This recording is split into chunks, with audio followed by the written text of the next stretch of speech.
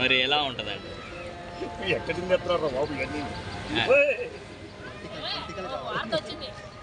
నిజమా జరగని పని. ఎందుకంటే చిరంజీవి గారు ఇప్పటికే బ్రహ్మాండమైన యువకులతో పోటీ పడుతూ హీరోగా కొనసాగుతున్న ఈ తరుణంలో విలన్ చేయదు.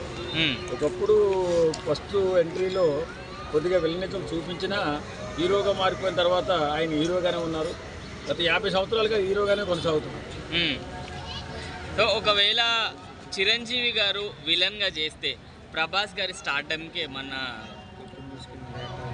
ఎఫెక్ట్ పడుతుంది? అసలు కల్లో కూడా ఊహించలేదు. నువ్వు అడిగిన సమాధానం నేను ఏం సమాధానం చెప్పను.